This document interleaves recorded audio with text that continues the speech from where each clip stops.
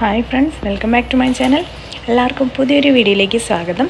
അപ്പോൾ ഇന്ന് നമ്മൾ ഉമ്മൽക്കുവയിലുള്ള കസിൻ്റെ വീട്ടിലാണ് കേട്ടോ. അപ്പോൾ ഇവിടുത്തെ കുറച്ച് വിശേഷങ്ങളാണ് ഞാൻ നിങ്ങളുമായി പങ്കുവയ്ക്കാനായിട്ട് പോകുന്നത്. അപ്പോൾ നമുക്ക് ആദ്യമായിട്ട് ഇവിടുത്തെ അടുക്കളത്തോട്ടത്തിനെ പരിചയപ്പെടാം. കണ്ടില്ലേ, വെള്ളിയിലായതുകൊണ്ട് എന്ത് ഭംഗിയായിട്ടാണ് അല്ലേ കൃഷിയൊക്കെ ചെയ്യാനായിട്ട് പറ്റുന്നത്. നാട്ടിലെ പോലെ തന്നെ നമുക്ക് ഫീൽ ചെയ്യാനുണ്ട് അല്ലേ. തക്കാളി, വെണ്ടയ്ക്ക, വഴുതിരിങ്ങ, പച്ചമുളക്, അങ്ങനെ നല്ല ഭംഗിയായിട്ട് എല്ലാ ചെടികളും അവർ നട്ടുപിടിപ്പിച്ചിട്ടുണ്ട്. അപ്പോൾ നമുക്ക് നോക്കാം അല്ലേ ഇവിടെ എന്തൊക്കെയാണുള്ളതെന്ന്.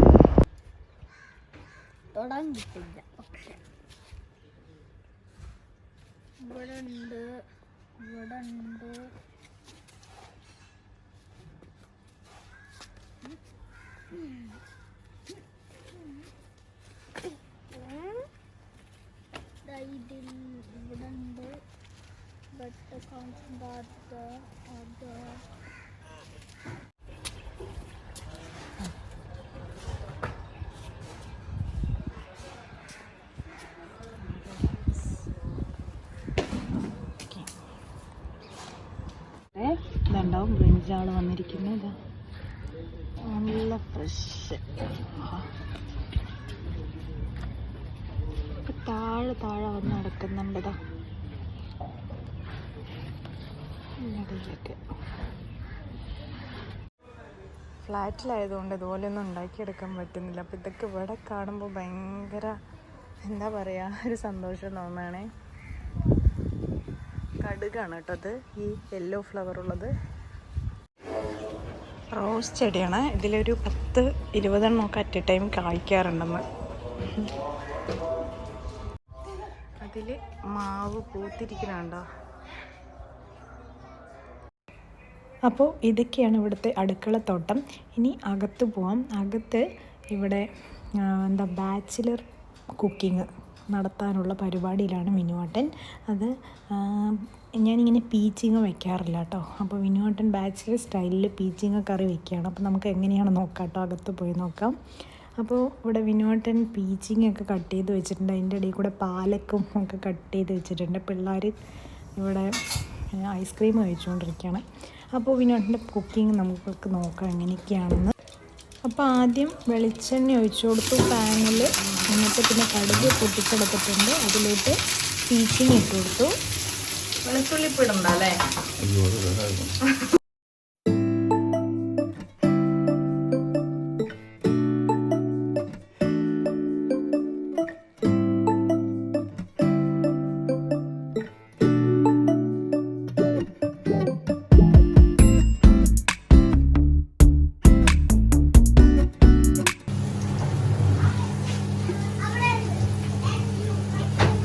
ഇത് രണ്ടും ഇടാട്ടാ. പച്ചമുളക് വേണമെങ്കിൽ പച്ചമുളക് ഇടാം. ഇത് മുളക് പൊടി വേണമെങ്കിൽ മുളക് പൊടി രണ്ടും ഇടാം. നമ്മൾ പച്ചമുളക് ഇടുന്നുണ്ട്. ഇനിയിപ്പോൾ സമയമില്ല.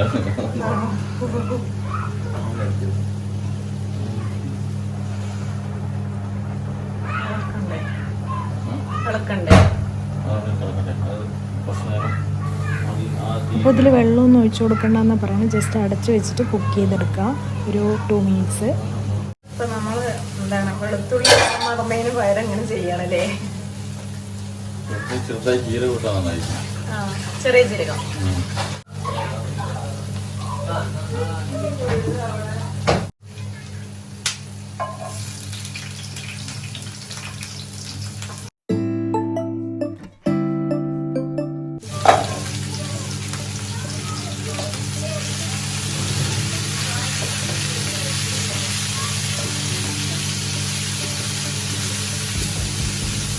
ഉപ്പിട്ടില്ലല്ലോ ഇതിൽ? ഇല്ല. മഞ്ഞൾപ്പൊടി, മുളക് പൊടി.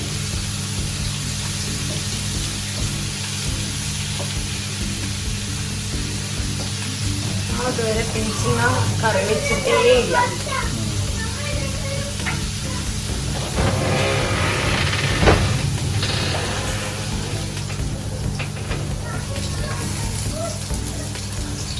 അപ്പൊ ഇതില് തേങ്ങയൊന്നും വേണ്ട പിന്നോട്ടാ.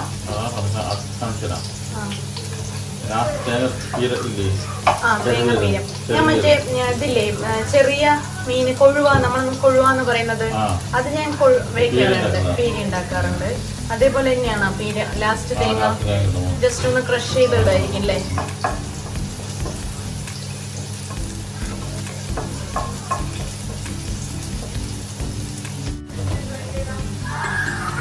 നമ്മള് ആദ്യം ചെയ്യണമെങ്കിൽ എണ്ണ ഒഴിക്കുക, കടുകും ചെറിയ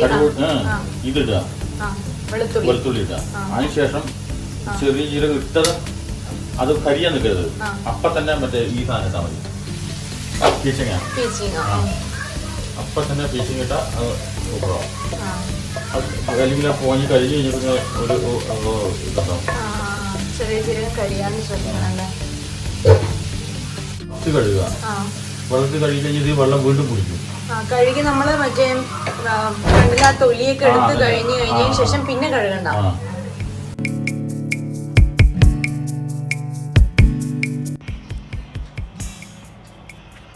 അപ്പോൾ ഇതിൽ ഇനി വെള്ളമൊന്നും ഒഴിച്ചു കൊടുക്കാതെ തന്നെ അടച്ചു വെച്ചിട്ട് കുക്ക് ചെയ്തെടുക്കുകയാണ്. അപ്പം പെട്ടെന്ന് തന്നെ നമുക്ക് ഈ കറി ഉണ്ടാക്കിയെടുക്കാൻ പറ്റും. അപ്പോൾ നമ്മളുടെ ഇവിടെ പീച്ചിങ്ങ കറിയൊക്കെ ഏകദേശം റെഡി ആയിട്ടുണ്ട്. ഇനി കുറച്ച് സമയം കൂടെ അടച്ചു വെച്ച് കുക്ക് ചെയ്ത് കഴിഞ്ഞതിന് ശേഷം കുറച്ച് തേങ്ങയും കൂടെ കയ്യിലൊന്ന് ഞെരടിയിട്ട് ഇട്ട് കൊടുക്കാനാണ് പറയണം വിനോട്ടൻ.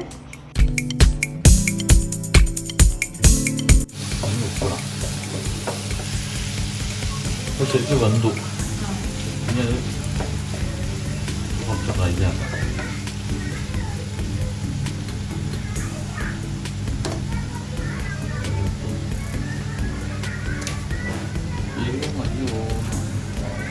എരിവ് ഇഷ്ടമല്ലല്ലോ? അല്ല, കുഴപ്പമൊന്നുമില്ല, കഴിക്കും. പക്ഷെ മതി തോന്നുന്നു. ഇതിൽ ചെറിയൊരു മധുരമാണ് സാധനം. മതിയില്ല, കളറുണ്ട് അല്ലേ?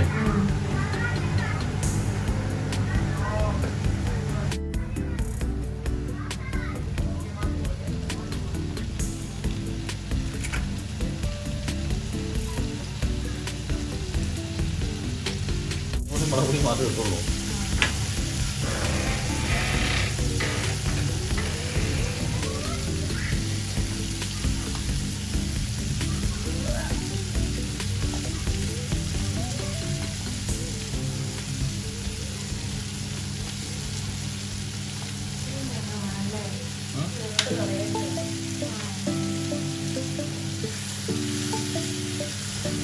അങ്ങനെ നമ്മുടെ പീച്ചിങ്ങ തോരൻ റെഡി ആയിട്ടുണ്ട് കേട്ടോ. ഇതുമാത്രമല്ല, വേറെ പാലക്കും ഉരുളക്കിഴങ്ങും കൂടെ കറി വെച്ചിട്ടുണ്ട്.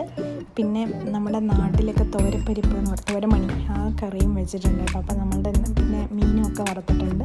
അപ്പോൾ നമ്മൾ ഫുഡൊക്കെ കഴിച്ച് കഴിഞ്ഞിട്ട് ഇവിടുന്ന് നേരെ ബീച്ചിലോട്ട് പോകണം. അപ്പോൾ ഇനി അവിടുത്തെ കാഴ്ചകൾ കാണാം.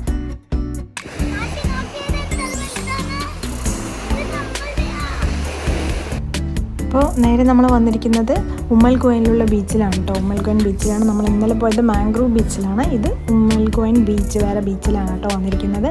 അപ്പം അവർ മാംഗ്രൂവ് ബീച്ചിൽ പോയിട്ട് വെള്ളത്തിൽ കളിക്കാൻ പറ്റാത്തതിൻ്റെയും മണ്ണിൽ കളിക്കാൻ പറ്റാത്തതിൻ്റെയൊക്കെ തീർക്കാനായിട്ടാണ് നമ്മളിന്നിവിടെ വന്നിരിക്കുന്നത്.